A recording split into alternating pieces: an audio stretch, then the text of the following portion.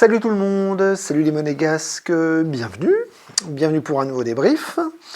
Alors pour commencer, bien évidemment, je souhaite tous mes meilleurs vœux à ceux qui me regardent et aux supporters monégasques. J'espère que cette année vous apportera beaucoup de belles choses, beaucoup de bonheur, la santé, l'argent, vos proches, vos amis, enfin tous ceux que vous aimez, vraiment que tout le monde soit protégé du malheur. Pas comme l'AS Monaco qui, en ce moment, en prend plein la tronche. Donc voilà, meilleurs vœux à tous et on espère que cette année sera bonne pour vous. On aimerait bien qu'elle soit bonne pour Monaco, mais comme je viens de le dire, c'est compliqué. Donc meilleurs vœux à tous et bienvenue pour cette nouvelle année, ce premier débrief et ce premier match de l'AS Monaco, qui est la réception de Lyon pour la 17e journée de Ligue 1 et là donc la fin de la phase aller de Ligue 1. Donc, comme vous le savez tous, le contexte il était un petit peu compliqué parce qu'on sortait avant les vacances d'une victoire en Coupe de France un peu pénible, un peu laborieuse contre Auxerre, mais tous les matchs sont laborieux, tous les matchs sont pénibles et en fait on vit une année noire avec beaucoup de problèmes, beaucoup de problématiques qui sont insolubles, à l'image des blessés, des suspendus, du jeu, d'une direction et d'un club en faillite, enfin bref, il n'y a rien qui va. Et donc on avait fini l'année 2025 en se qualifiant en Coupe de France, mais c'était pas glorieux. Et en championnat, on était en perte de vitesse avec une accumulation de défaites qui fait qu'on est à un classement cataclysmique. Donc la fin d'année 2025 était pourrie. Donc on espérait en 2026 quelque chose de mieux, avec une reprise à domicile contre Lyon. Mais très vite, on a vu que la reprise, en fait, les vacances n'ont rien changé au club, puisqu'on s'est retrouvé avec toujours autant de blessés, toujours autant d'absents, avec le retour de la petite liste qui commence à redevenir de plus en plus longue, avec 8 absents pour la réception de Lyon. Et vous allez voir que ça continue. Donc, Zakaria suspendu, pas blessé mais suspendu, donc pas là pour un match important contre Lyon. Lamine Camara et Diatta à la CAN. Ça, on avait prévu qu'au mois de janvier, on allait galérer avec ces deux absents-là. Fati blessé, Pogba blessé, Vanderson blessé, Cabral blessé et Minamino disparu puisqu'il est blessé, sa saison est finie. Donc 8 absents, donc autant vous dire que c'était déjà un vrai gros problème avant la trêve, c'est un problème après la trêve et donc ça n'a pas loupé. Pour ce match, Pocognoli a dû composer, bricoler une équipe totalement expérimentale.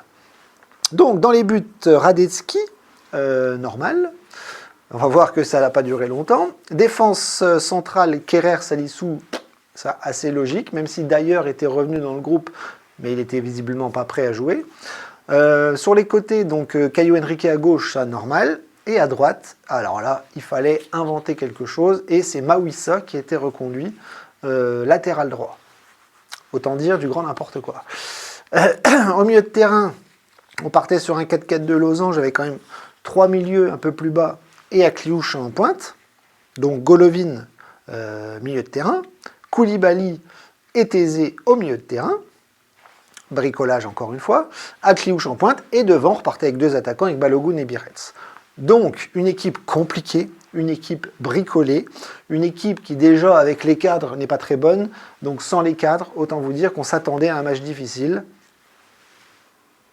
Et ça n'a pas loupé, puisque Monaco a encore perdu contre Lyon, à domicile, 3-1. Donc voilà, encore une grosse claque dans la tronche, et Monaco, finalement, continue de creuser sa tombe. C'est-à-dire qu'on coule, de match en match, on coule, et ça ne s'arrête pas. En fait, ça ne s'arrête pas, puisque les problèmes persistent, les problèmes continuent, les suspensions sont toujours là, les blessés sont toujours là, puisque je vous rappelle que dans ce match, on en a encore perdu 2. Donc si on fait les calculs, 8 plus 2, ça fait 10. Donc globalement, 10 joueurs absents en ce samedi 3 janvier, avec Radetzky qui se reblesse, et Mawissa qui se reblesse. Des mecs qui viennent juste de revenir de blessure. Donc les joueurs se blessent quand ils sont en forme, quand ils sont blessés, qu'ils reviennent, ils se reblessent aussi, donc tout va bien. On a une infirmerie remplie depuis 6 mois. Et on a des médecins, des joueurs qui n'arrivent pas à remettre sur pied les organismes avec des joueurs qui tombent comme des mouches. Donc voilà, dans le football, quand vous avez un groupe qui est tout le temps absent, tout le temps malade, tout le temps blessé, ben voilà, vous bricolez avec ce que vous avez en plus, parce que je vous rappelle que le mercato d'été a été complètement raté, et donc il n'y a pas de banc, il n'y a pas de jeunes de talent, et du coup, eh bien, Monaco piétine dans des matchs qu'il ne maîtrise pas, et qu'il enchaîne de façon négative avec des défaites, des défaites, des défaites et des défaites. Donc ce soir, on va voir un petit peu, ça a été la même chose. Voilà, un match perdu avec un manque d'expérience, des faits de match contre nous, que ce soit les blessures ou l'arbitrage, on va y revenir. Mais globalement, Monaco est incapable de maîtriser ses matchs et de les gagner tout simplement.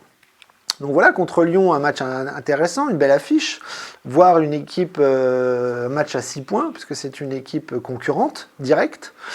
Et donc Monaco fait une première mi-temps pas vraiment dégueulasse, mais on voit bien qu'il y a quand même toujours ce petit souci défensif, ce petit manque de créativité, d'offensive. Donc on va essayer de faire ce qu'on peut, on va essayer de se créer des occasions voilà, pendant le match, mais on voit bien que Lyon n'est pas non plus flamboyant, mais Monaco n'arrive pas à marquer, Monaco se crée des occasions assez péniblement, donc c'est assez lent, c'est assez mou, c'est un match de reprise, et c'est même Lyon qui va ouvrir la marque voilà, sur un coup de pied arrêté, sur un corner je crois, le ballon est dévié au deuxième poteau, et le genou de Soulk va mettre le ballon au fond des filets. Donc j'allais dire contre le cours de jeu, oui et non, on encaisse le premier but.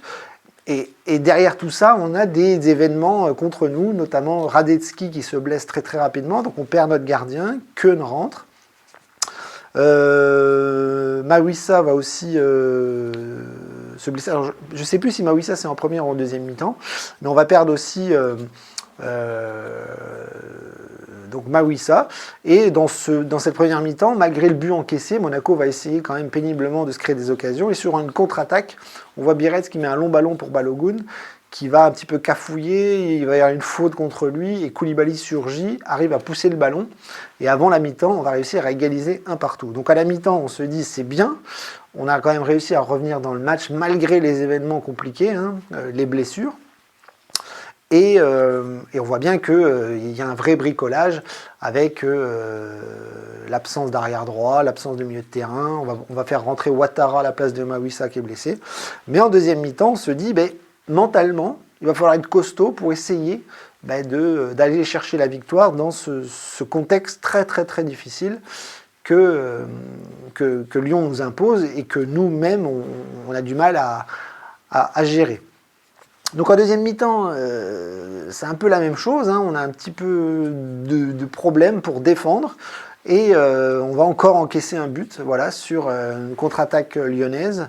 On va avoir une défense voilà, qui va reculer et une frappe à 20 mètres. Le même joueur que celui qui marque le premier but, Soulk, va frapper au deuxième poteau, enfin au premier poteau plutôt, et va battre Keun. Donc là, ça fait trop, c'est-à-dire que Monaco n'arrive pas à marquer de but, Monaco subit, Monaco prend un deuxième but, et donc là, Monaco va commencer à dérailler, en sachant qu'on va nous refuser un but aussi dans le match, c'est-à-dire que avant le deuxième but lyonnais, on aurait dû marquer un but sur coup de pied arrêté, puisque Kerrer met une tête au fond des filets.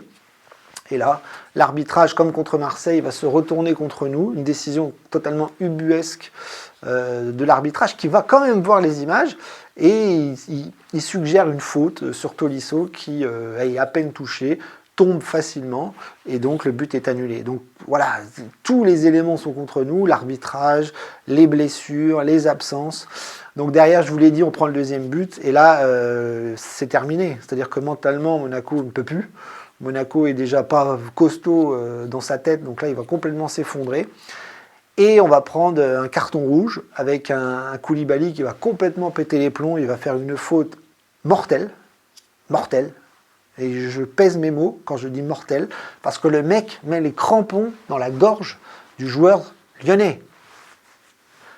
Voilà.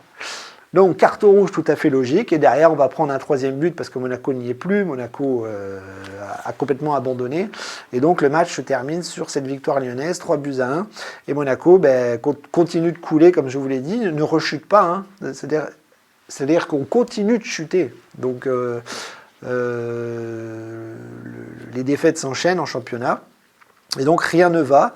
La crise est profonde. Et maintenant, je pense qu'on peut commencer à parler de maintien. Parce que là, il y a tous les éléments qui sont dans le rouge. Le contexte est défavorable de partout, que ce soit en bas comme en haut de l'échelle du club.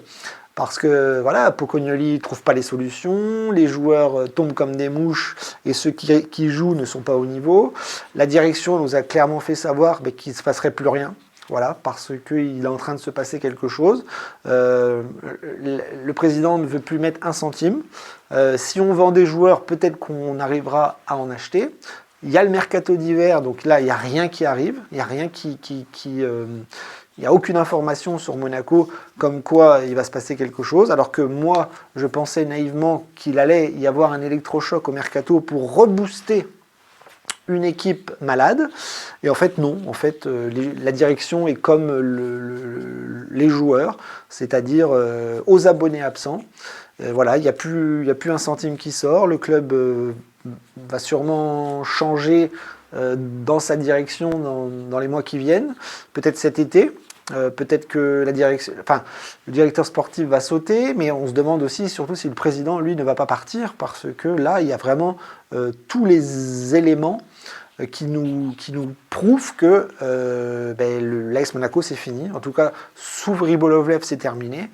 Et donc, le club, les résultats sportifs sont un petit peu à l'image de ça. Donc, une incompétence généralisée, mais aussi une façon de dire stop. Voilà, stop. Le club, c'est fini. On s'en occupe plus, donc la direction s'en occupe plus. Et donc maintenant, démerdez-vous avec ce que vous avez. Parce que voilà, il y a 40 blessés, on ne recrute pas. On ne recrutait pas déjà il y a quelques mois quand on aurait dû avoir un joker médical. Là, on était censé prendre un défenseur, il n'y a rien qui arrive. Alors il y a tout le mois de janvier pour recruter, mais je vous dis, il n'y a pas d'informations. Voir les spécialistes du mercato sont en train de nous faire comprendre qu'on va vers des mauvais lendemains. Donc voilà, donc il n'y a rien qui va. Donc les résultats sont assez logiques dans cette période noire, négative, où le club semble abandonné à lui-même. Donc ça a commencé par l'éviction de Hutter, ça a commencé aussi par une infirmerie pleine qui continue d'être pleine. Donc là, il n'y a plus de joueurs, il n'y a pas de remplaçants, il n'y a pas de recrues, il n'y a pas de renfort, il n'y a rien qui se passe. Donc voilà, c'est tout. Il faut attendre la fin de saison très très très rapidement. Et on va surtout espérer ne pas aller en Ligue 2. Parce que le mot est lâché, hein, la Ligue 2. Parce que si on continue comme ça, on va enchaîner les défaites et on va vite se rapprocher de le bas du classement. Et on peut très très vite être rattrapé par une Ligue 1 un peu bizarroïde, avec des petites équipes qui se rebiffent, qui vont reprendre des points, et une grosse équipe comme Monaco qui n'a pas l'habitude de jouer ce genre de partie de tableau. Et là, ça peut faire mal, parce qu'on l'a déjà vécu une fois. Hein, Monaco qui a frôlé... un Monaco qui était allé en Ligue 2 une première fois il y a quelques années.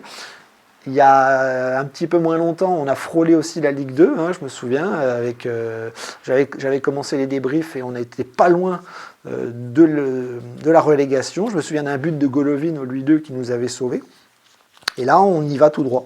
On y va tout droit parce que tous les facteurs sont là pour faire disparaître un club en perdition.